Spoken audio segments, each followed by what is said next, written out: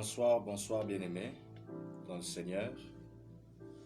Vous qui êtes déjà connectés, partageons ces instants dans la présence du Seigneur.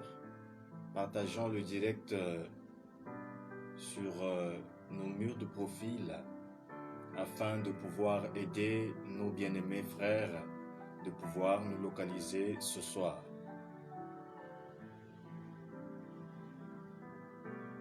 Nous partageons le direct ce soir, vous êtes la bienvenue.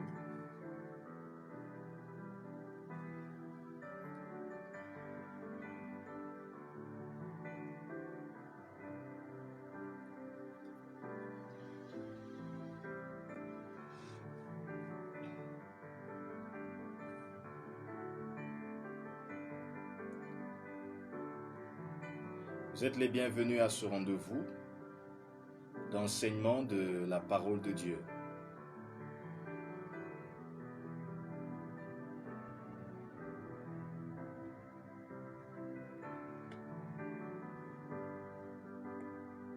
Bienvenue, bienvenue, bienvenue.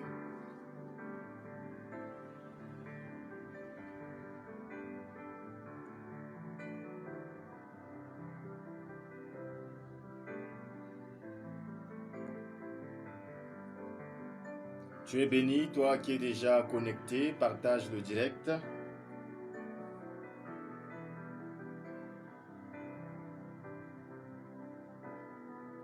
Partage le direct, partage le direct.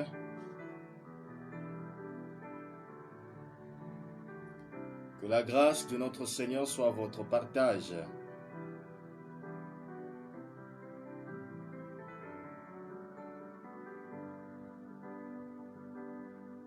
Tu es béni, tu es béni.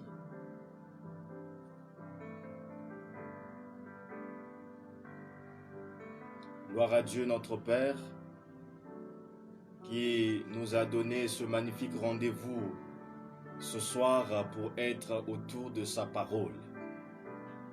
Certainement, il nous fera du bien. Je vous salue au nom de notre Seigneur Jésus-Christ.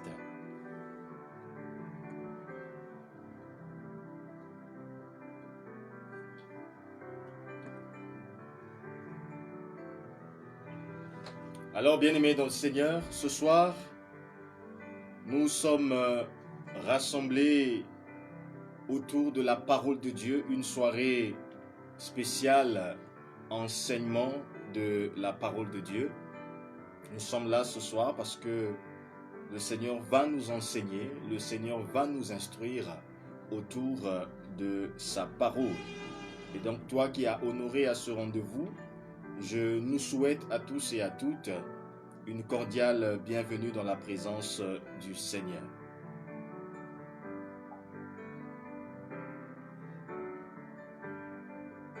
Alors je nous invite à la prière. Yahvé des cieux, notre Dieu, notre Père, nous te bénissons, nous te rendons grâce. Selon qu'il est écrit, là où deux ou trois sont assemblés, en mon nom, je suis au milieu d'eux. Dans nos domiciles, en unité de foi, nous sommes rassemblés sur cette plateforme pour écouter ta parole qui nous a sauvés, ta parole qui nous édifie, ta parole qui nous fait du bien. Nous te bénissons, nous te rendons grâce parce qu'une fois de plus ce soir, tu vas nous enseigner, tu vas nous instruire. À cause de tes bontés et de ta fidélité, tu vas manifester ton amour autour de ta parole. Prends donc possession de ces instants. Contrôle tout esprit, toute âme, afin que la chair se taise, mais que l'Esprit de Dieu parle. Donne-nous d'être disposés dans nos domiciles pour être à l'écoute de ta parole, afin de vivre le surnaturel divin au nom suprême de notre Seigneur Jésus-Christ. Nous disons Amen. Bien-aimés, ce soir, un thème nous rassemble, tel que nous l'avons annoncé. Le thème de ce soir est intitulé « Cœur nouveau, esprit nouveau ». Cœur nouveau, esprit nouveau. Tel est le thème de ce soir. Et un texte biblique nous a été proposé. C'est celui d'Ézéchiel 36, le verset 26. Ézéchiel 36, le verset 26. Je fais donc la lecture au nom suprême de Jésus. Je vous donnerai un cœur nouveau et je mettrai en vous un esprit nouveau. J'ôterai de votre cœur le cœur de pierre et je vous donnerai un cœur de chair, déclare la parole de Dieu. Amen. Très chers frères et sœurs dans le Seigneur, cœur nouveau, esprit nouveau.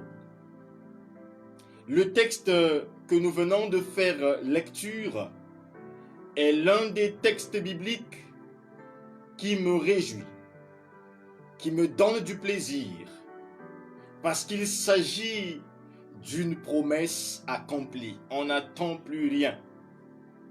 Et donc, contextuellement, nous sommes ici dans un texte avec l'histoire du peuple bien-aimé de Dieu, le peuple d'Israël, mais se trouvant dans des conditions aussi difficiles. Après un temps de délabrement, après un temps de péché, après un temps de détour face à la parole de Dieu, l'Éternel va les corriger en donnant accès à leurs ennemis de les mener en déportation. Et donc le peuple est dispersé.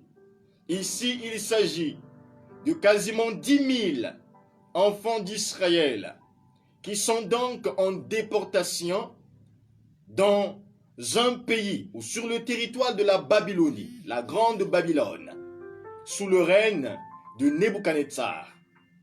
Et donc, ce peuple en souffrance, leur seul but, l'objectif majeur qu'ils attendaient, ce qu'ils attendaient de Dieu, la délivrance.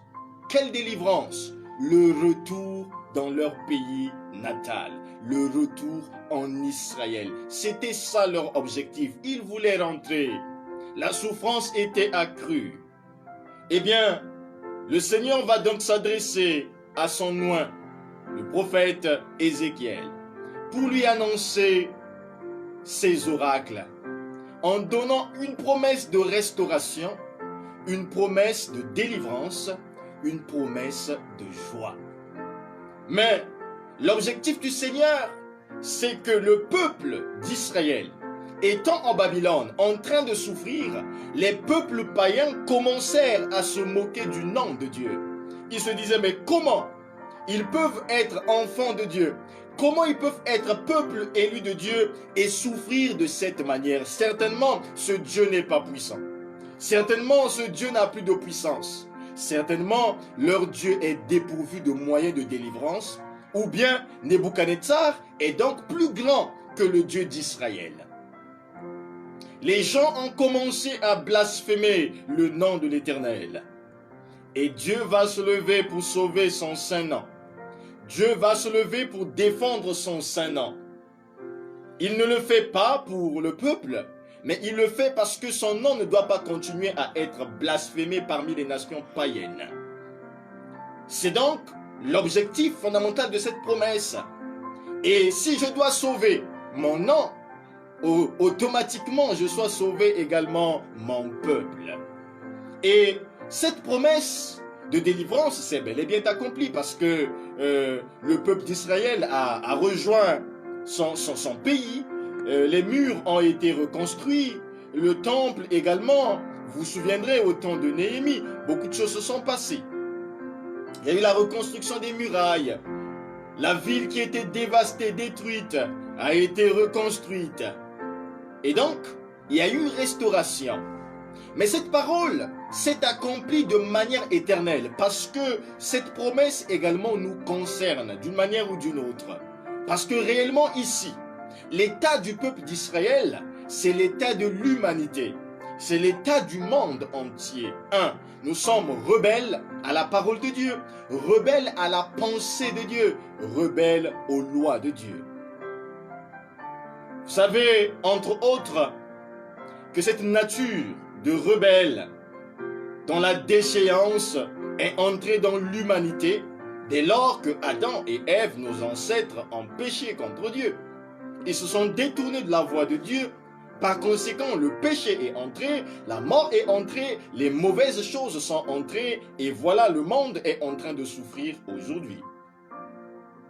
Suite à cela, Dieu voyant la nature humaine, Dieu regardant comment le peuple de Dieu, comment les humains sont en train de souffrir dans toutes ces prisons, dans tous ces domaines d'esclavage, il donne donc une promesse qui s'étend, dépassant Israël, venant jusqu'à nous. Il dit, je vous donnerai un cœur nouveau et je vous donnerai un esprit nouveau. Et donc, ces deux thématiques nous concernent aujourd'hui. Certainement, il y a une problématique. Parce que la promesse donnée par Dieu dans l'Ancien Testament a été accomplie par le Christ. En outre, par Jésus-Christ, nous avons reçu un cœur nouveau pour ceux qui sont enfants de Dieu. Ils ont également reçu un esprit nouveau. Vous conviendrez avec moi, ce soir je m'adresse vraiment aux enfants de Dieu nés de nouveau qui comprendront ce que je suis en train de dire.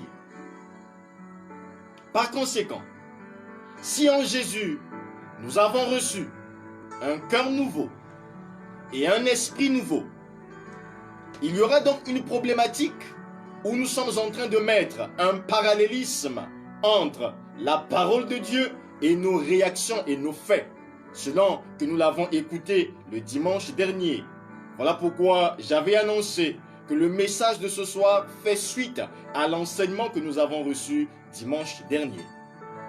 Et donc, nos paroles, nos actions sont mises en relief, en parallèle avec la parole de Dieu.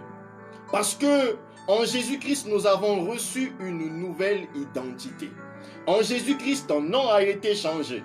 Ton identité a été changée. Tu n'es plus appelé pauvre pécheur parce que tu es appelé maintenant enfant de Dieu, né de nouveau, l'ami de Jésus. Tu es son compagnon. Plus loin encore, nous pouvons dire que tu es co-héritier avec Jésus-Christ dans le royaume des cieux. Mais, très chers frères et sœurs, il y a également un problème qui fait honte. Ça, nous pouvons l'attester tous ensemble. Qu'en Jésus-Christ, nous avons un cœur nouveau, c'est quelque chose de bien. C'est que le Seigneur a ôté les cœurs de pierre. Le Seigneur a ôté les cœurs de rébellion. Le Seigneur a ôté la malédiction. Surtout que l'apôtre Paul le dit, il n'y a plus de condamnation pour ceux qui sont en Jésus-Christ. Et donc tout est aisé, tout est bien. Et si donc tout est bien, tout est aisé, tout va de bien, non bien, il n'y a plus de mal, il n'y a plus de choses.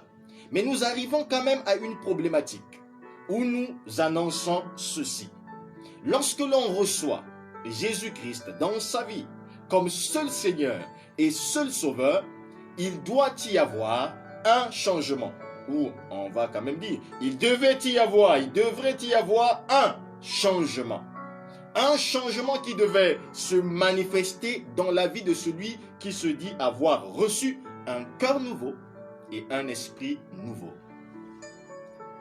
Nous le lisons dans les Épîtres, que si aujourd'hui l'Esprit nous a rendus à la vie, parce que nous étions morts au péché, nous sommes nés de nouveau, nous disons que les choses anciennes sont passées, et voici toutes choses sont devenues nouvelles. C'est ce que nous disons dans la parole de Dieu. Mais le dimanche, nous nous sommes rendus compte que entre la parole de Dieu qui sort de nos bouches et nos actions, il y a inadéquation. Ce qui sous-entend qu'il y a un problème, soit avec le fait de dire que nous avons reçu un cœur nouveau et un esprit nouveau, et le fait de dire que nous sommes en Christ. Parce qu'il faudrait que ce soir que nous soyons posés, que nous comprenions dans la profondeur si réellement nous sommes enfants de Dieu ou nous ne le sommes pas. Si réellement nous sommes dignes de dire que nous avons reçu un cœur nouveau en Jésus-Christ. Le Seigneur l'a promis qu'il nous donnera un cœur nouveau et un esprit nouveau. On va donc se poser la question de savoir si à la nouvelle naissance, le Seigneur promet de changer le cœur à l'intérieur et de changer notre esprit. On va donc chercher à comprendre pourquoi le Seigneur voudrait changer cela. Et c'est ça réellement qu'on appelle la nouvelle naissance, qu'il y ait un changement radical dans la vie de tout un chacun. Et donc, on va traiter ce pourquoi, ces deux pourquoi. Pourquoi un cœur nouveau et pourquoi un esprit nouveau. Et donc, en premier lieu, nous allons répondre à cette question. Pourquoi Dieu voudrait-il nous donner un cœur nouveau? Qu'est-ce qui s'est passé avec l'ancien cœur pour que le Seigneur puisse nous donner un cœur nouveau? Matthieu, dans son chapitre 15, le verset 9, il dit ceci. Car du cœur sortent les mauvaises pensées, les meurtres, les adultères. Du cœur sortent les mauvaises pensées, les meurtres, les adultères. C'est pour cette cause, Dieu sachant que tout ce qui est mauvais, la malice, l'orgueil, la sorcellerie, toutes les choses mauvaises viennent du cœur de l'homme. Dieu connaissant donc ce secret, que le cœur emmagasine toutes les mauvaises choses que nous connaissons, il va donc prendre la décision de résoudre ce problème pour que celui qui soit né de nouveau ne soit plus pareil à ce verset. C'est-à-dire, quand on est né de nouveau, on ne peut plus dire que dans nos cœurs sortent les mauvaises choses, parce que la décision de Dieu, c'est d'éradiquer ce. Il ne fait pas un lavage, mais il dit, je vous donnerai un cœur nouveau. C'est-à-dire, le cœur ancien ne peut plus être là, mais c'est un cœur nouveau. On va se poser la question, est-ce qu'il y a eu une opération chirurgicale? Mais nous savons ici qu'il s'agit de Dieu. Il ne s'agit pas d'un humain. Il s'agit du Dieu le Créateur. Celui qui a créé l'homme, qui connaît son fonctionnement. Et quand Dieu dit une chose, c'est que c'est comme ça que ça va se passer. Dieu sait que l'humanité est aussi mauvaise que nous puissions le croire.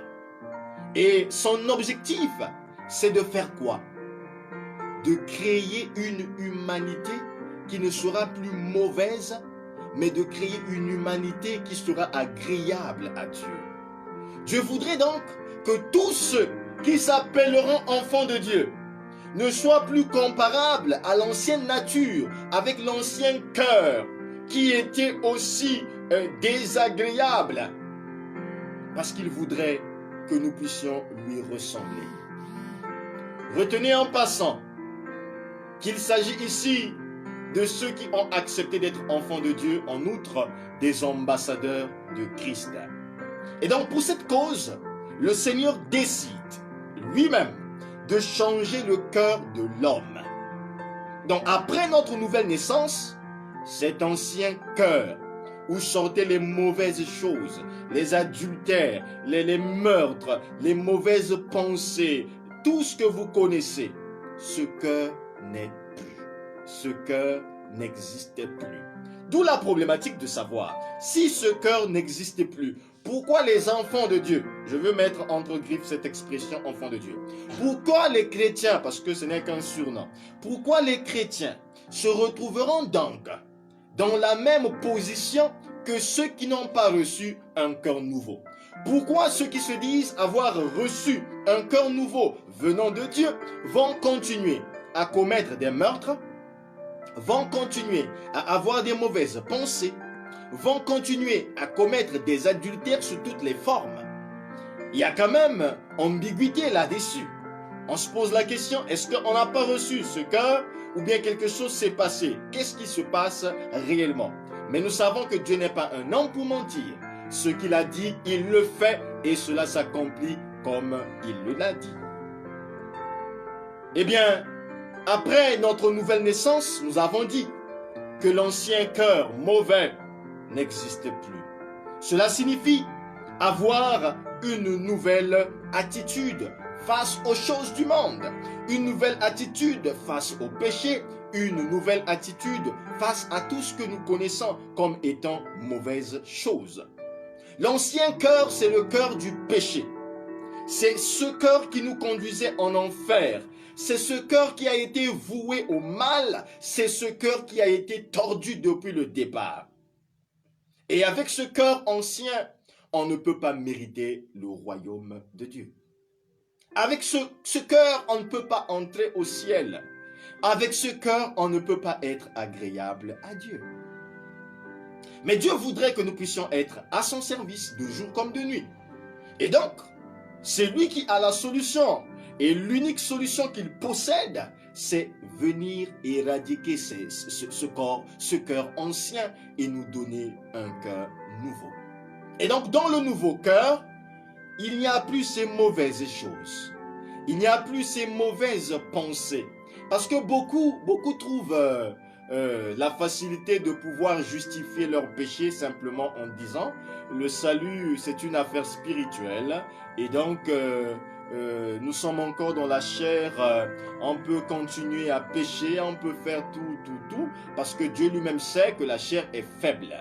Bien-aimé, si Dieu savait que la chair était faible, ce verset qui nous demande de dompter, cette chair n'existerait pas. Et oui, l'apôtre Paul le dit, je traite durement mon corps, je le traite durement pour ne pas être exclu le dernier jour. Lui-même, le grand apôtre, il dit que ce corps-là, je le traite durement parce qu'au dernier jour, moi, je ne veux pas être exclu après avoir prêché aux autres. Et donc, être dans la chair avec ce corps n'est pas une raison valable de justifier son péché. Parce que le corps a besoin d'être dompté. Parce que dans nous, il y a le spirituel et le physique. Et c'est le spirituel qui l'emporte sur le physique. Si notre esprit a été régénéré, c'est donc notre esprit qui domine sur notre chair. On ne peut donc pas prétendre être né de nouveau et continuer à mener l'ancienne vie d'adultère, de fornication, de mensonge, de vol, de calomnie, d'alcoolisme, de tabagisme, de drogue et tout ce que vous connaissez comme étant mauvaises choses. On ne peut pas concilier les deux parce que Jésus ne trompe pas et Dieu ne ment pas. C'est certainement nous qui nous sommes écartés du droit chemin parce que lui, il promet réellement que le jour même de la nouvelle naissance, je te donne un nouveau cœur et je te donne un nouveau esprit.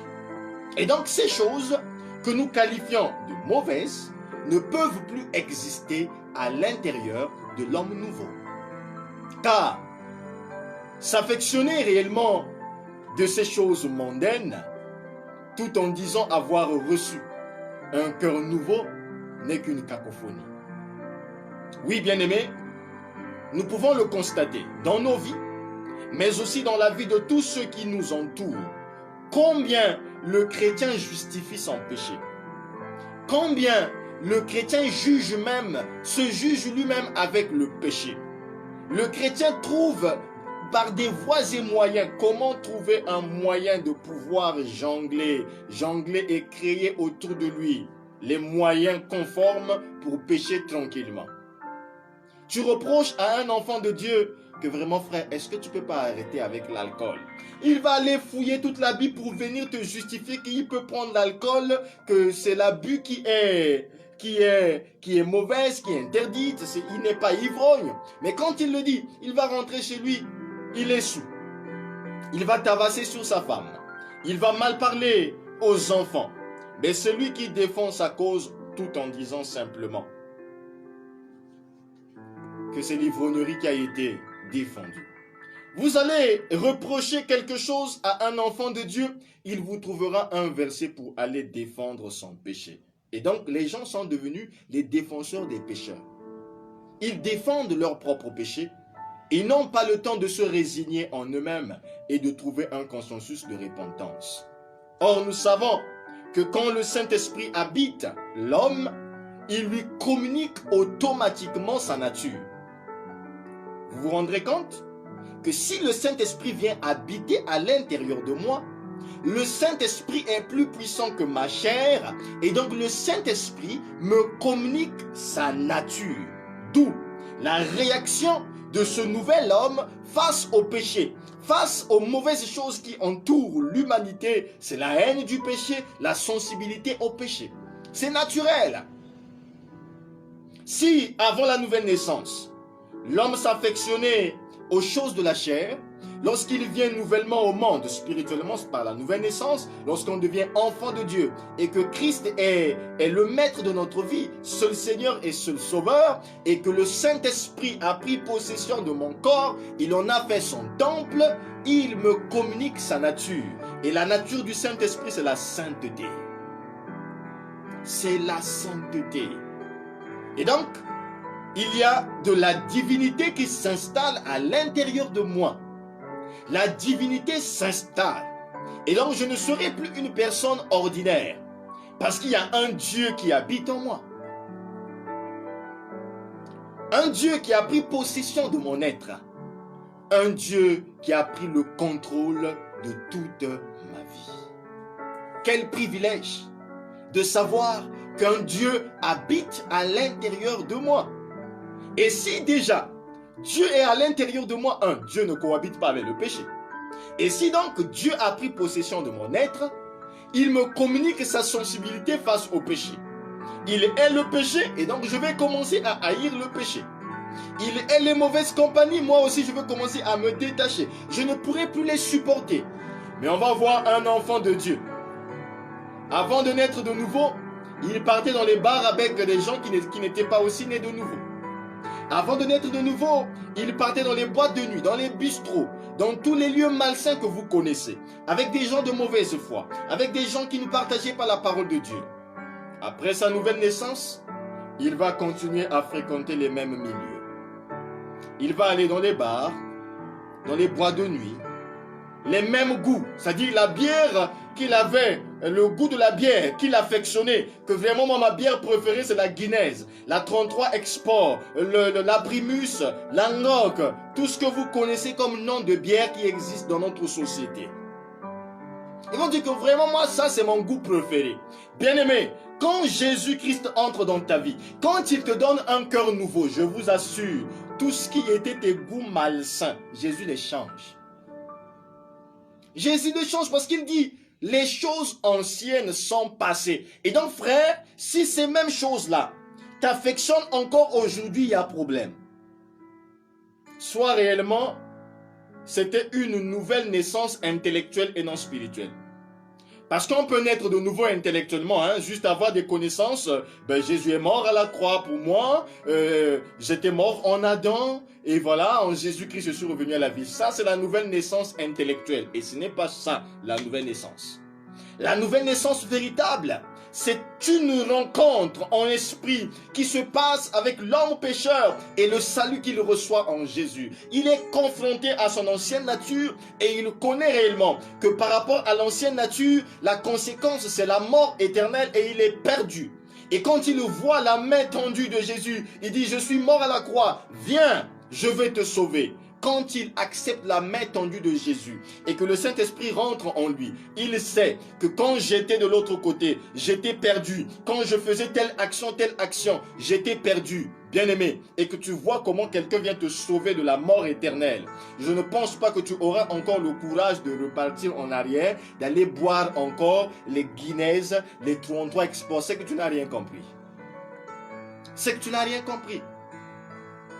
Et beaucoup sont tombés dans ce syncrétisme, dans cette religiosité, dans cette chrétienté douteuse, où on se pose la question, avons-nous réellement reçu ce cœur nouveau et continuons toujours à nous affectionner? Pourquoi ton cœur produit encore la jalousie? Pourquoi ton cœur produit la haine? Pourquoi ton cœur produit ces mauvaises choses et tu en es à l'aise? Il y a quelque chose qui ne va pas. Jésus a accompli cet acte. Jésus a accompli le miracle de la nouvelle naissance. Et quand on est réellement né de nouveau, la réaction du Saint-Esprit s'estompe à l'intérieur de nous. on réagit comme le Saint-Esprit devrait réagir. Dès qu'il y a mauvaise chose, on réagit. On est sensible parce que ce n'est pas notre nature. Vous savez, quand vous ne fumez pas, et vous n'avez jamais fumé, vous n'aimez pas fumer, et que vous êtes à côté de quelqu'un qui est en train de fumer, vous êtes mal à l'aise. Moi, personnellement, je m'étouffe. Je me déplace où je vous le dis, que je ne peux pas respirer à côté de vous. L'odeur, la fumée, ça m'étouffe. Mais comment tu peux dire que toi, tu es né de nouveau? Ce qui t'étouffe là, qui ne t'étouffait pas dans le monde arrière, avant que tu ne naisses de nouveau. Tu es né de nouveau, ça continue toujours à te mettre à l'aise. Ce n'est pas possible.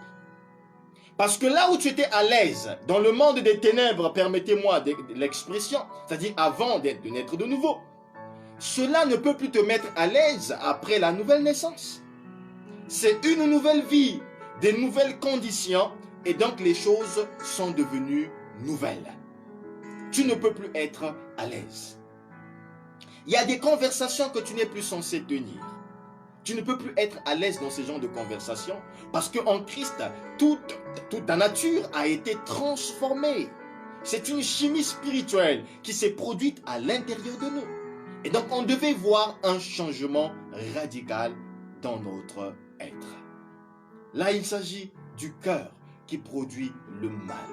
Mais il y a une deuxième expression, un deuxième don que le Seigneur nous donne, c'est le don de l'esprit.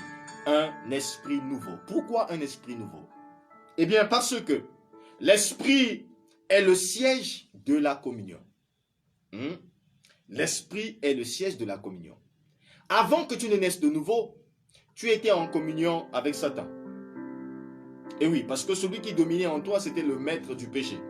Le prince de ce monde, Satan, le diable, Belzébul, quels qu'en soient les noms que vous allez leur donner. Tu es en communion avec lui. Mais une fois né de nouveau, Dieu voudrait que tu sois en communion étroite avec lui. Dieu voudrait que tu partages une communion avec le Seigneur, avec le Saint-Esprit. Et quoi de plus bon que de te donner son propre esprit afin que vous soyez en communion à tout moment avec le Saint-Esprit de Dieu. Et donc, avant notre nouvelle naissance, notre esprit était séparé de Dieu. Il ne peut donc pas communier avec le divin. Par conséquent, l'esprit est voué à toutes sortes de liaisons malsaines avec les démons, avec la malédiction, avec les esprits familiers, avec tout ce que vous connaissez comme étant esprit des ténèbres. Et le Seigneur, désirant le bien-être de notre esprit et de notre être tout entier, a résolu de nous donner un nouveau esprit. Il est donc inconvenable et inconcevable de prétendre que nous avons un nouveau esprit en Christ, tandis que ton esprit communie jusqu'aujourd'hui avec les esprits des eaux, avec les esprits de la forêt, avec les esprits de la sorcellerie. Non. Vous savez, beaucoup de gens sont des sorciers inconsciemment. Beaucoup de gens communient avec des esprits de forêt inconsciemment, avec les esprits des eaux inconsciemment. Mais dans la religion, on continue de les appeler enfants de Dieu. Un jour, un pasteur était scandalisé. Je suivais cette histoire via une vidéo YouTube où une soeur était en train de raconter que moi, ça fait déjà au moins 6 ans. Tous les rêves que je fais, je suis dans l'eau comme une sirène. J'ai des nageoires. J'ai des écailles comme un poisson. Et donc, dès que je m'endors, je me retrouve dans cette condition-là. Et quand le matin arrive, je reviens en moi-même. En fait, elle voit réellement ce qu'elle est spirituellement. Elle voit les actions qu'elle accomplit. Mais le dimanche, elle est chantre. Le dimanche, elle est diaconesse. Elle accomplit ses actions à l'église comme si de rien n'était. Non, bien-aimé. On ne peut pas être en communion avec le Saint-Esprit et être sorcier. Ça ne peut pas exister.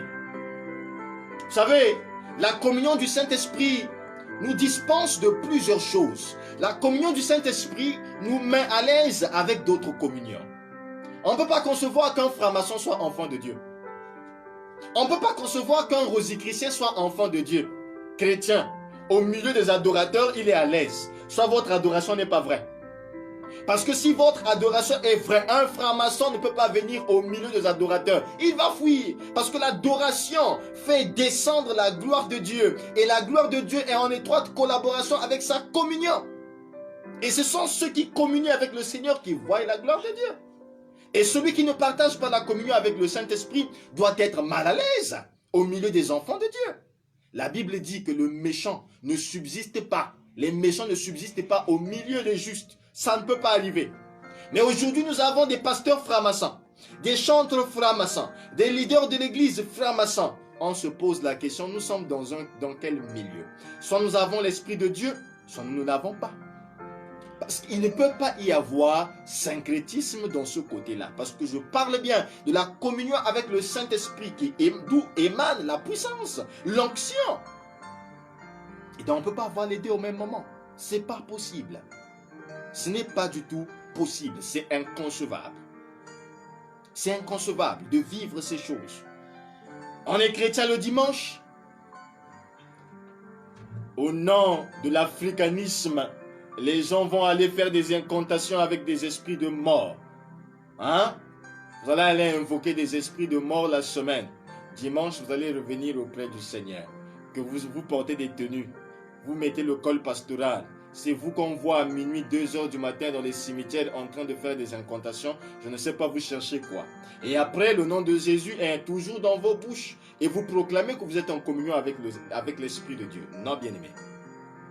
Nous devons essayer de faire ce parallélisme-là et de savoir que les deux choses ne peuvent pas cohabiter ensemble. Il n'y a pas de lien entre les ténèbres et la lumière. Il n'y a pas de lien entre Dieu et maman. Non. On ne peut pas les servir les deux au même moment. La Bible prône la différence entre ceux qui servent Dieu et ceux qui ne le servent pas.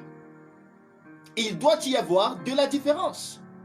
Je répète bien, bien-aimé, suivez-moi et je le répète à nouveau. Quand on est né de nouveau, nous recevons un esprit nouveau, c'est-à-dire l'esprit de Dieu. C'est l'esprit de Dieu que nous recevons. Par conséquent, tout ce qui ne trouve pas sa source en Dieu ne peut pas cohabiter avec toi qui abrite l'esprit de Dieu à l'intérieur de toi. La Bible est claire dans 1 Corinthiens que nos corps sont devenus le temple du Saint-Esprit de Dieu. Et donc tout ce qui est comportement, parole, habitude, je ne sais quoi, action, pensée, qui ne trouve pas sa source en Dieu, ne peut pas cohabiter dans ton corps, dans ton esprit et dans ton âme. Parce qu'à l'intérieur de toi, il y a une divinité qui habite, c'est-à-dire Dieu lui-même par le Saint-Esprit. Et oui, bien-aimés, ça vous devez le savoir. Et donc si nous constatons qu'il y a des démons constamment dans la vie des enfants de Dieu, vous savez, il y a des choses qui nous perdent le temps. Au moment où on devait continuer à être enseigné, à être transformé par l'intelligence avec la parole de Dieu, eh bien, on passe ce temps à chasser les démons du matin au soir, à chasser les démons du matin au soir. C'est la parole de Dieu qui sauve, c'est la parole de Dieu qui affranchit, c'est la parole de Dieu qui nous rend libres. Et aujourd'hui, tellement que les chrétiens ont toujours des problèmes avec les démons. Ils sont toujours habités par les démons. C'est-à-dire que tout du matin au soir, c'est démon. C'est-à-dire qu'on est devenus des experts en démonologie. Et on est fatigué à un certain moment de recevoir constamment. Il y a problème. Voilà pourquoi le Saint-Esprit vous parle et nous parle ce soir à ce sujet. Soit tu n'as pas encore nouveau et un esprit nouveau. À ce moment-là, tout ce qu'il faudra faire, c'est que tu repartes, revoir la nouvelle naissance. Comme le dit l'apôtre Jean dans l'Apocalypse, souviens-toi d'où tu es tombé. Hein? On ne peut pas, le médecin ne peut, même si le médecin vraiment a besoin d'argent à l'hôpital, que tu reçois chaque semaine, tu reçois la personne avec le palud aujourd'hui, la fièvre typhoïde aujourd'hui, demain après-demain, il va te dire que non frère, il y a quelque chose qui ne va pas. Tu es toujours malade. En fait, c'est ça devant Dieu. Le récidivisme est à cause d'un état qui n'est pas correct avec Dieu.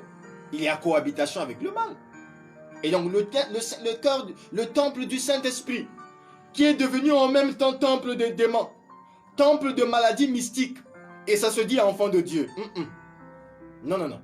évitant de blasphémer le nom de Dieu dans nos corps, évitant de rendre le nom de Dieu impuissant à cause de ce que nous sommes, parce que nous n'avons pas choisi le bon côté, ou parce que nous ne sommes peut-être pas rentrés par la bonne porte pour être sauvés. Et oui, bien-aimés dans le Seigneur, être enfant de Dieu n'est pas une simple récitation. Être enfant de Dieu n'est pas simplement le dire, mais c'est du vécu. Ce n'est pas le fait de dire que non, moi je suis enfant de Dieu, hein. Moi je prie, hein. Moi je n'ai pas de problème avec Dieu. Non. Être enfant de Dieu, c'est du vécu. Et cela se prouve par des actions. Ce n'est pas le fait de dire, mais dans ta vie, on voit que tu es réellement enfant de Dieu. Dans ton parler, dans tes actions, on retrouve en toi un véritable enfant de Dieu. Parce que nous savons tous qu'on reconnaît un arbre par ses fruits. On ne peut pas espérer aller cueillir les mangues sur un safoutier. C'est de la folie pure et simple. Pour savoir que c'est un safoutier, on va voir des safous. Pour savoir que c'est un manguier, on va voir des mangues. C'est par les fruits qu'on reconnaît un arbre. C'est pourquoi, dans la vie de celui qui se dit enfant de Dieu, qui a reçu ces deux choses dont nous sommes en train de parler, le cœur qui produit des bonnes choses, quand tu as reçu un nouveau corps, ça produit des bonnes choses. Quand c'est encore mauvais, ça continue de produire le mauvais. Et si nous avons reçu également un esprit nouveau, eh bien, c'est pourquoi le fruit de l'esprit permet de reconnaître si nous sommes réellement convertis ou bien si la personne a besoin de se repentir en vue de plaire à notre Seigneur. C'est ça réellement le signe pour reconnaître un enfant de Dieu. La Bible dit, vous les reconnaîtrez par leurs fruits. Mais si nous vivons par l'esprit et que nous marchons par l'esprit, automatiquement, pour nous reconnaître, certainement nous allons produire les fruits de l'esprit que vous allez trouver dans Galates 5, 22. C'est une clarité immuable. Parce que celui qui a un cœur nouveau et un esprit nouveau s'affectionne des choses d'en haut. Il aime les choses d'en haut. Il s'affectionne des choses qui concernent le royaume de Dieu. Il aime passer du temps avec le Seigneur. Il aime comprendre ce qui concerne le Seigneur et ce qui plaît au Seigneur. Parce qu'en lui vit un Seigneur. En lui vit un Dieu. Et le psalmiste va très loin. Il dit même que nous sommes des dieux parce que nous sommes des fils du Dieu très haut. Oh bien-aimés dans le Seigneur, si avoir un cœur nouveau et un esprit nouveau fait de nous des enfants de Dieu, des co-héritiers avec Christ dans le royaume des cieux, il est donc avantageux de recevoir ce cœur nouveau et cet esprit nouveau qui apporte le rajeunissement, parce que ça je veux vous le dire, quand cela arrive, ça nous donne un rajeunissement spirituel. Ainsi, la joie de vivre en tant qu'enfant de Dieu devient aussi aimable et louable devant tous. Il ne sied donc pas de dire que je suis enfant de Dieu, mais il faut s'interroger si réellement j'ai un cœur nouveau et un esprit nouveau. Pour toi qui n'es pas encore sûr du salut, parce qu'il y a des gens qui ne sont pas sûrs d'être sauvés, vous les posez la question, si la mort arrive, où vas-tu aller? Il va te dire, pasteur, c'est là-bas que j'irai savoir. Pasteur, je ne sais pas encore. Il n'y a pas d'assurance. Eh bien, tout ce que je peux te dire, c'est de naître de nouveau pour obtenir un cœur nouveau et un esprit nouveau. Et pour toi qui es déjà né de nouveau,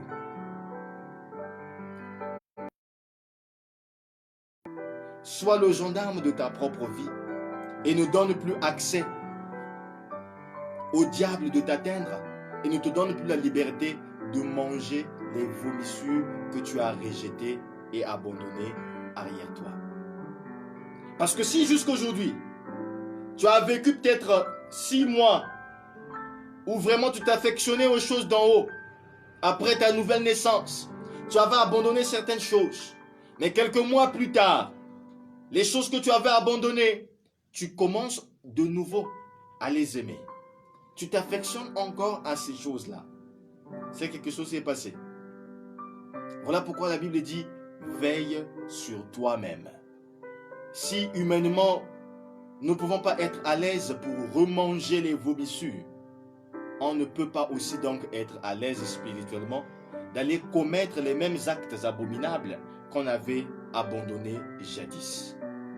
D'où ma seconde question, c'est comment savoir si Dieu m'a donné un cœur nouveau et un esprit nouveau. Comment je dois savoir et être certain qu'en moi se trouve un cœur nouveau et un esprit nouveau? Parce que ce sont deux choses qui apportent de la différence dans notre être. Ce sont deux choses qui renouvellent en nous notre être. Ce sont deux choses qui changent notre identité. Ce cœur et cet esprit nouveau. Le don d'un nouveau cœur fait partie, comme je l'ai dit, de l'œuvre de Dieu pour sauver l'humanité, pour sauver l'homme pécheur. C'est un don. C'est Dieu qui nous le donne. C'est Dieu qui nous le donne. C'était une promesse qui s'est accomplie en Jésus. Et donc pour sauver l'homme, Dieu est obligé de nous donner un cœur nouveau et un esprit nouveau. C'est quelque chose qui se produit à l'intérieur de nous et c'est magnifique de le savoir. Et lorsque ce cœur arrive, lorsque nous recevons ce don, il produit la conversion ou le retour d'un pécheur à Dieu dans l'humilité et l'obéissance. C'est la première des choses. Et quand on parle de la conversion ou de la repentance, selon le terme grec métanoïa, c'est-à-dire se détourner. J'étais sur un chemin de pécheur. Je vous suis comme ça en face. Et donc, quand je suis en contact avec la parole de Dieu qui sauve, et pendant que cette opération chirurgicale se passe à l'intérieur de moi, je change de direction. Je ne peux plus suivre le même chemin. Parce que le chemin que je suis en train de suivre de ce côté, c'est l'ancien cœur qui a été dépouillé. Et maintenant, avec le nouveau cœur, je me détourne de l'ancienne voie. Je change de chemin. Et si j'ai changé de chemin, c'est que je ne peux plus aimer ce que j'ai laissé arrière moi. Parce que ce n'est pas une obligation. Dieu ne force personne à naître de nouveau. Il n'est pas un dictateur. Il met toutes choses devant nous. Et la décision, c'est nous qui la prenons. Si nous répondons favorable à la parole de Dieu, il nous offre ce don d'un nouveau cœur. Mais il y a des gens qui ont répondu favorable de manière intellectuelle. Oui, simplement parce que je suis à l'église. Il faudrait pas que les gens se disent que moi, je suis un converti. Donc, quand il faut prier, je prie. Quand il faut confesser les péchés, je le fais. Mais en outre, il n'y a jamais eu une véritable rencontre avec Dieu. Il n'y a pas de repentance sincère. Il n'y a pas de conversion sans rencontre personnelle avec Dieu. C'est impossible. Tout homme né de nouveau a une histoire avec Dieu. Il te dira, voici où le Seigneur m'a pris. Voici ce qu'il m'a appris. Voici où j'étais confronté avec Dieu. Voici ce qui s'était réellement passé. Vraiment, sans Dieu, je ne serais plus ce que je suis aujourd'hui. Quand quelqu'un te dit une telle chose, c'est que vraiment, il dit que plus jamais. Parce que là-bas, j'étais mort. Mais à cause de la rencontre, Jésus m'a tendu sa main. Et je ne peux jamais l'abandonner. Je retiens, c'est-à-dire que je le tiens entre mes mains. Et je marche avec Jésus. Et oui, bien-aimé dans le Seigneur, c'est un don qui doit produire à l'intérieur de nous une véritable conversion. Ceux qui connaissent un peu le domaine informatique, si vous avez un dossier ou un document Word, vous le convertissez en un document PDF. C'est que ça devient un document PDF. Vous ne pouvez plus donc retrouver le document Word. Ça devient un document PDF qui doit fonctionner avec les fonctionnalités des PDF. Et donc, s'il y a une conversion, c'est que l'ancienne nature ne peut plus venir montrer son visage 2 mois plus tard ou 2 ans après. On ne naît pas de nouveau 2 fois. Ça, vous devez le savoir. On ne peut pas dire j'étais d'abord né de nouveau, après je suis retombé, après je suis encore né de nouveau. Toi-même, tu es né combien de fois physiquement? Tu es né une seule fois physiquement, et donc spirituellement également, la nouvelle naissance est une seule fois dans la vie.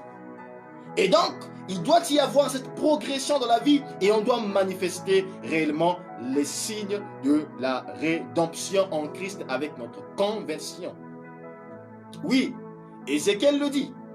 Je vous donnerai un cœur nouveau et je mettrai en vous un esprit nouveau. Je vais ôter de votre corps le cœur de pierre. Je vous donnerai un esprit de chair. Je mettrai mon esprit. Il précise bien de quel esprit? Mon esprit, l'esprit de Dieu. Voilà pourquoi la Bible dit, si l'esprit de celui qui a ressuscité Jésus-Christ d'entre les morts habite en vous, c'est-à-dire que le même esprit qui a rendu la vie à Jésus après 3 jours, si cet esprit habite en toi, quelle chose fantastique de savoir que c'est le même esprit que je porte à l'intérieur de moi quand je me dis enfant de Dieu et quand j'en suis réellement convaincu. Dieu n'est pas un beau parleur qui vient nous raconter simplement le chemin du ciel. Mais c'est quelqu'un, lorsqu'il te sauve, il te place sur le chemin du ciel et toi-même tu commences à vivre réellement les réalités du chemin du ciel. Et la Bible nous dit également que nous pouvons reconnaître un cœur nouveau par ses fruits. Nous pouvons reconnaître un cœur nouveau par ses fruits. Parce que chacun de nous se connaît dans ses pensées, dans ses actions. Un cœur nouveau, nous pouvons le reconnaître donc par les fruits qu'il va produire. Et là, vous pouvez aller lire vous-même les fruits de l'esprit. Dans Galates 5, le verset 22. Et dans Matthieu 7, le verset 16. En voilà donc quelques exemples que je vais vous donner. Je vais illustrer juste quelques exemples pour montrer un peu l'ancienne nature et quand on accepte un cœur nouveau et un esprit nouveau, comment est-ce que les choses doivent se passer. Vous savez qu'il est écrit, mais le fruit de l'esprit, c'est l'amour, la joie, la paix, la patience, la bonté, la bénignité, la fidélité, la douceur, la tempérance. Voilà les fruits de l'esprit. Ce que le cœur nouveau doit produire. Vous savez, si je m'arrête rien qu'avec le premier fruit, c'est que tout est gâté. Le fruit de l'esprit, c'est l'amour. Je vous assure, tout ce qui arrive de mauvais dans la société, dans l'église, dans nos familles, c'est l'absence de l'amour.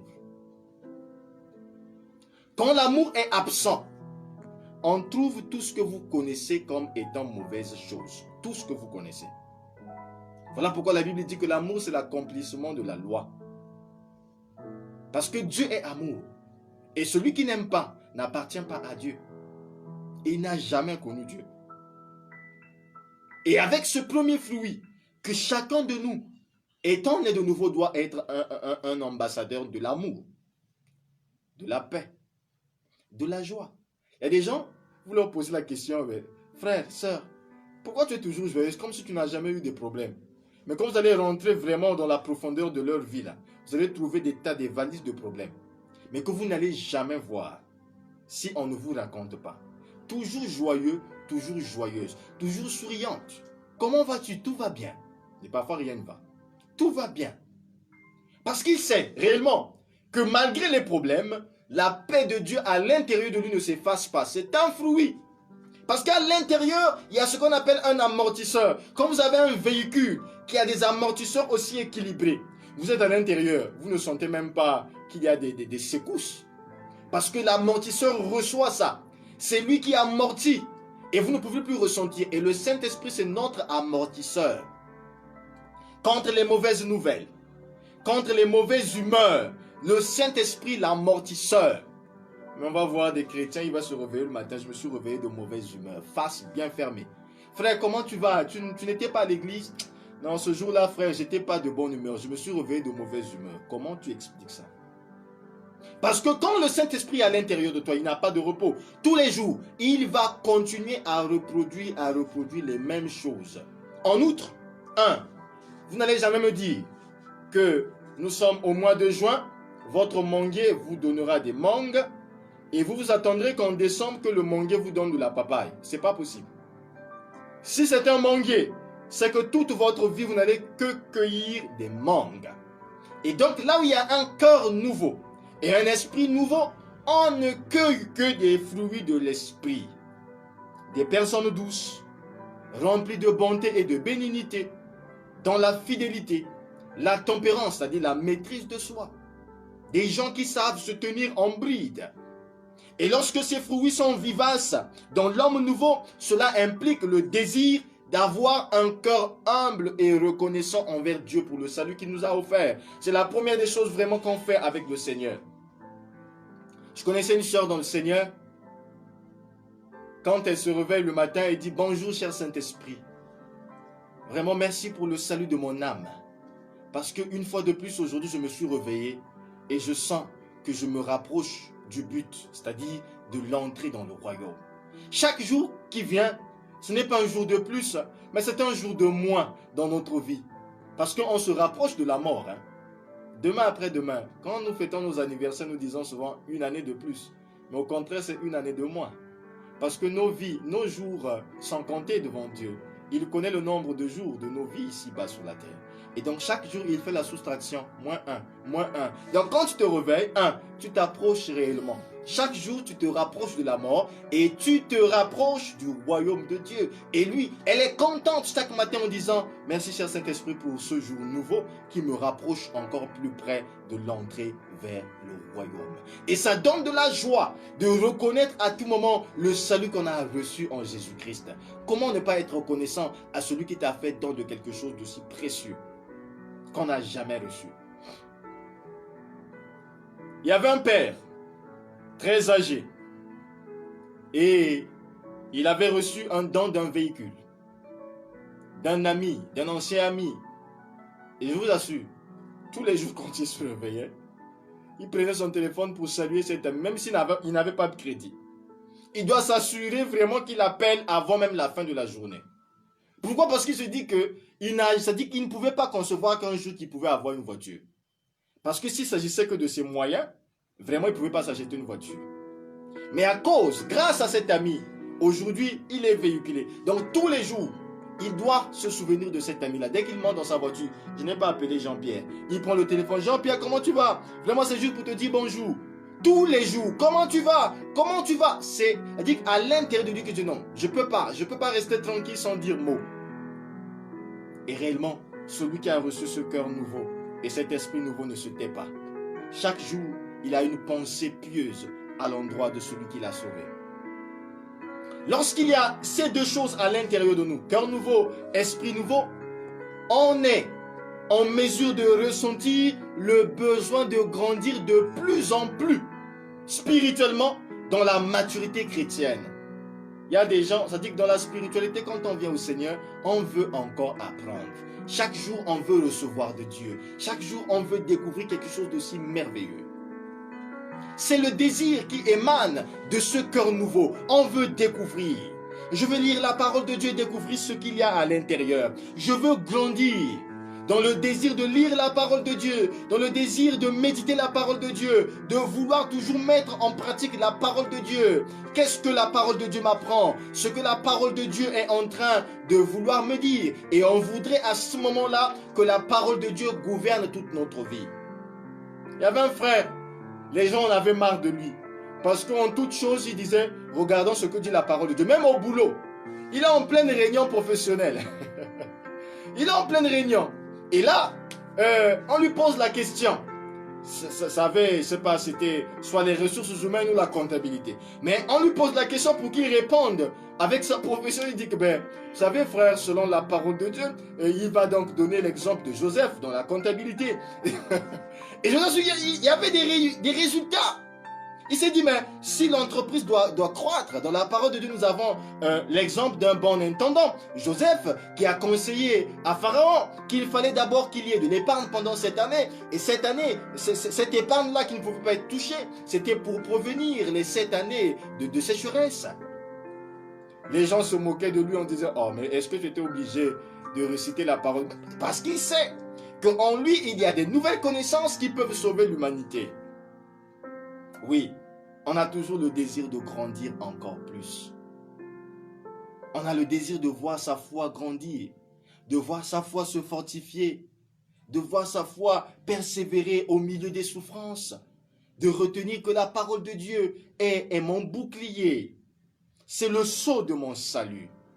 Mais on voudrait bien réellement davantage appliquer la parole de Dieu et confronter les mauvaises actions avec la parole de Dieu. Exposer les mauvaises actions pour ne plus jamais les couvrir. Oh bien-aimé, lorsqu'on reçoit un cœur nouveau et un esprit nouveau, notre regard sur le péché change. Et oui, notez bien, dans 1 Jean, le chapitre 3, le verset 9, il est écrit: quiconque est né de Dieu ne pratique pas le péché, parce que la sémence de Dieu demeure en lui, et il ne peut pécher parce qu'il est né de Dieu. Aïe, c'est fort, hein? Celui qui est né de Dieu, c'est-à-dire celui qui est né de nouveau, ne pêche pas. Celui qui est né de Dieu ne pêche pas. En d'autres termes, il ne pratique pas le péché. Devenir un chrétien, il faudrait que vous puissiez le comprendre. Devenir un chrétien ne signifie pas qu'on ne pêche plus. Et là, je précise bien, ici, il s'agit de pécher par inadvertance. En d'autres termes, trébucher. Un chrétien peut trébucher. La Bible dit que le juste tombe, mais il se relève. Mais il ne s'agit pas d'aller pratiquer le péché, c'est-à-dire aller volontiers pécher. C'est-à-dire quand je vais, mon corps est au courant que je vais pour pécher. Mon esprit est bien informé que je vais pour communier avec le péché. Mon âme, dans sa conscience et dans toute sa volonté, est au courant. Et elle donne aussi son aval que nous allons pour pécher. Et donc, de manière tripartite, corps, esprit et âme, vous vous êtes convenus volontiers pour aller pécher. C'est ça qu'on appelle pratiquer le péché. Donc, pendant que tu es en train de le faire, tu sais qu'en ce moment-ci, moi, je suis en train de pécher. Et ce n'est pas possible avec celui qui est né de Dieu. Il peut trébucher et il se relève parce que cela mène à une tristesse. Parce que bien aimé, quand cela arrive qu'un chrétien, qu'un enfant de Dieu trébuche, qu'est-ce qui se passe? Le Saint-Esprit, c'est-à-dire ce nouveau esprit que nous avons reçu, donne une alarme. Ça sonne à l'intérieur. Vous voyez? Dès qu'un enfant de Dieu pêche, l'alarme du Saint-Esprit sonne. Voilà ce qu'il dit. Menace détectée. Menace détectée. Vous savez, quand vous avez votre ordinateur et que vous mettez une clé qui est infectée, si c'est Avast, votre antivirus, ça part. Menace détectée. Menace détectée. C'est comme ça que le Saint-Esprit sonne à l'intérieur des enfants de Dieu. Nés de nouveau. Parce que le péché à ce moment-là devient un programme malveillant. Ça devient un virus. Ça ne s'accommode pas avec la nouvelle programmation. Ça ne peut pas marcher avec le nouveau cœur. Et donc il refoule, il dit que c'est une menace. C'est une menace. Et oui, un programme très malveillant. Et à ce moment-là, quand nous écoutons l'alarme que émet le Saint-Esprit à l'intérieur de nous, que le péché est une menace à l'intérieur de nous, ça produit automatiquement l'attitude de la tristesse. L'attitude de la honte devant Dieu. Dit que qu'est-ce que je venais de faire? On se sent automatiquement sale et impur. On regrette l'acte qu'on venait de poser. Et on se sent mal à l'aise. On n'est plus tranquille. On se sent mal à l'aise. Et tout ce qu'on aspire à ce moment-là, c'est simplement retrouver la propriété, retrouver la sainteté, renouer notre relation avec le Saint-Esprit, tout simplement se repentir. C'est tout ce qu'on veut. Et donc la repentance, ce n'est pas ce temps cultuel où le pasteur ou l'officiant du culte vous demande de confesser vos péchés. Parce qu'il y a des super dans ça. Des gens qui n'attendent que le culte du dimanche pour venir demander pardon à Dieu. Et à ce moment-là, ils vont faire vraiment de la religiosité. Ils attendent qu'il y ait un instant cultuel qu'on lui dise, vraiment frère, nous allons confesser humblement nos péchés, chacun au plus profond de son cœur. Et là, en se morfant, on commence à dire vraiment, mais mea culpa, oh Seigneur, pardonne-moi. Bien aimé, non. On ne peut pas garder un péché du lundi jusqu'au samedi. On est à l'aise. On marche avec. On est joyeux. Tu as l'appétit. Tu manges. Tu festoies. Tu fais tout.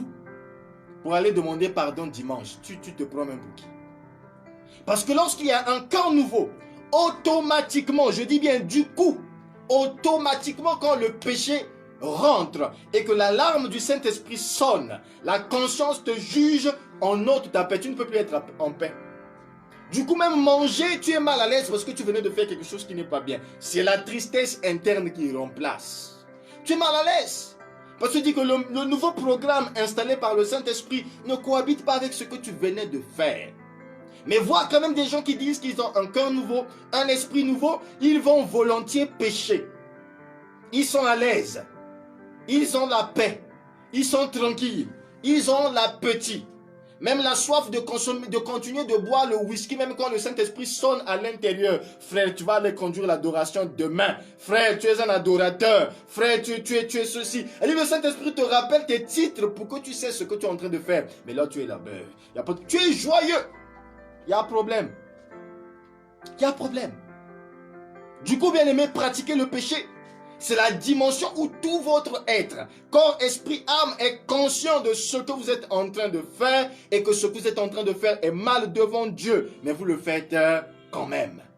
Là n'est pas l'attitude d'un né de nouveau. Car lorsqu'on est né de Dieu, on est allergique au péché. Ça devient toute une allergie. Le corps réagit, l'esprit réagit et l'âme réagit. C'est une évidence. Et donc, s'il n'y a aucun changement dans le style de vie, dans les attitudes et habitudes, les pensées et les paroles d'une personne, il est peu probable qu'elle soit sauvée ou née de nouveau. Parce qu'automatiquement, avant qu'un prédicateur ne fasse la guerre à ses mauvaises actions, à l'intérieur de lui, il doit se passer une guerre. Quand on est de nouveau et que les œuvres de la chair refassent surface à cause de cette chair-là, il y a une confrontation à l'intérieur avec l'Esprit de Dieu qui habite et avec la chair qui veut faire quelque chose. Automatiquement, l'Esprit de Dieu doit emporter sur la chair. Parce que notre âme, à ce moment-là, reçoit la parole de vie, la vérité de la parole de Dieu. Et donc à ce moment-là, si on ne peut pas faire cette confrontation, on se serait donc attribué à tort le titre de chrétien. Mais cela n'inaugure jamais une représentation d'une relation véritable avec Dieu. Voilà comment l'apôtre Paul exhortait les croyants de Corinthe. Il dit: examinez-vous vous-même pour savoir si vous êtes dans la foi. Excusez-moi. Examinez-vous vous-même pour savoir si vous êtes dans la foi. Éprouvez-vous vous-même. Ne reconnaissez-vous pas que Jésus-Christ est en vous, à moins peut-être que vous ne soyez reprouvés. Dans 2 Corinthiens 13, le verset 5. Et oui, il nous demande de nous examiner. En fait, je dois me regarder dans ma pensée, dans mes attitudes, dans mes actions, dans mes paroles. Je dois m'examiner. Est-ce que je suis vraiment dans la foi? Est-ce que je produis ce que le Saint-Esprit était censé produire à l'intérieur de moi? Ce soir, bien-aimé, je t'appelle donc à t'examiner. Parce que Jésus avait tout accompli à la croix. Ce don du nouveau cœur et du nouveau esprit nous a été donné à ceux qui sont nés de nouveau. Et en réalité, en tant que nés de nouveau, nous sommes censés livrer une guerre tous les jours. Livrer une guerre aux œuvres de la chair. Les dénoncer, les mettre à nu, mais jamais les couvrir et cohabiter avec ça. Nous devons être en guerre, pas d'amitié, pas de cohabitation ni de cohésion avec les œuvres de la chair. Il n'y a pas d'écuménisme avec les œuvres de la chair et les œuvres de l'esprit. Non. Pas possible. Nous devons simplement dénoncer, mettre à nu, dire que ce n'est pas possible. Même si les gens vont vous haïr à cause de ça, de toutes les façons, heureux serez-vous lorsqu'on vous outragera à cause du nom du Seigneur. Heureux serez-vous. Ça, vous devez le savoir. Et donc, ça doit être, bien-aimé, ton combat de tous les jours. Mais ce soir, je te laisse avec deux questions. Y a-t-il une différence en toi entre les deux aspects de ta vie, l'avant nouvelle naissance et l'après nouvelle naissance? L'ancien existe-t-il dans le nouveau? Est-ce que lorsqu'on est en train de voir la nouvelle nature, est-ce qu'on trouve encore l'ancien homme, le vieil homme dans l'homme nouveau? Est-ce que tu cohabites avec la chair ou bien tu combats la chair? Parce que quand on devient enfant de Dieu là, on fait des œuvres de la chair notre ennemi primordial. Et on met en exergue, en relief, les fruits de l'esprit en annonçant la parole de Dieu. On devient nous-mêmes le défenseur de la parole de Dieu par l'exemple et non par les mots. On produit les actes qui sont essentiels. Alors frères et sœurs dans le Seigneur, beaucoup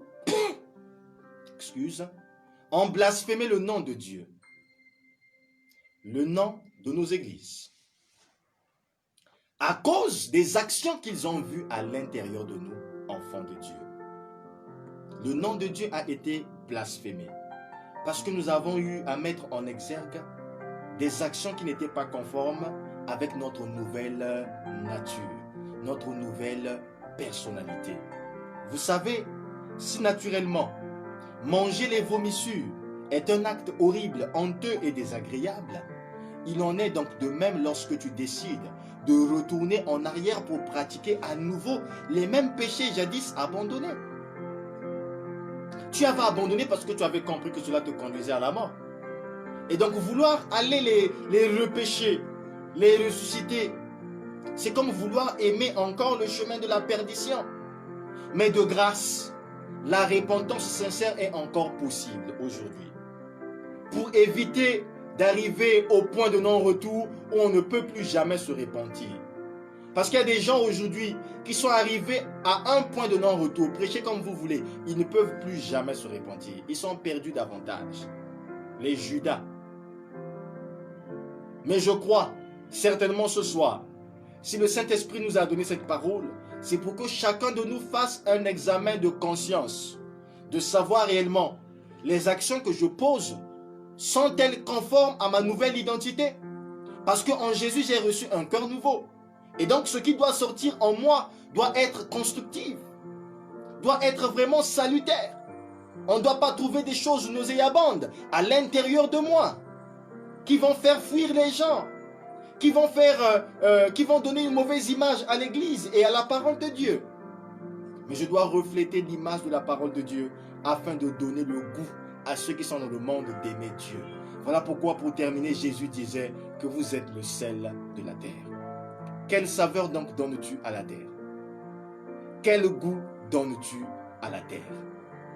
Est-ce que tu assaisonnes bien, que les gens puissent manger tes actions, t'aimer et dire que tu es véritablement enfant de Dieu par rapport à ce que l'on voit de toi? Ou lorsqu'on te regarde, on a même de la répugnance pour la chrétienté. Un cœur nouveau, un esprit nouveau, cela se prouve par nos actions et simplement par des dictons qui disent de nous que nous sommes des enfants de Dieu. Enfant de Dieu tu es, prouve-le par tes actions et que le Seigneur soit avec vous et qu'il vous bénisse. Amen.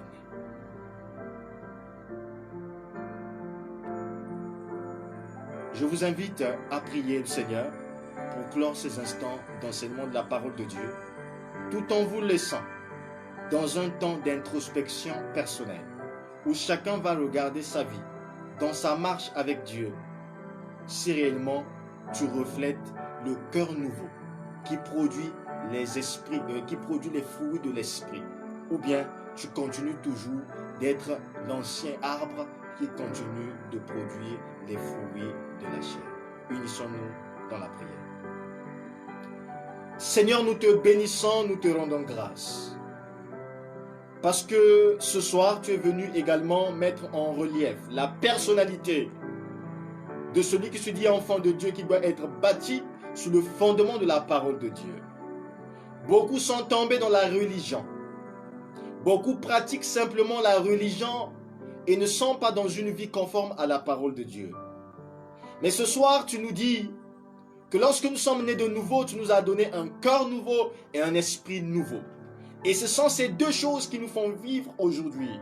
Et avec ces choses-là, nous sommes censés produire quelque chose de nouveau qui n'a jamais existé en nous avec notre ancienne nature. Oh, donne à ton peuple, Seigneur notre Dieu, d'intérioriser ta parole.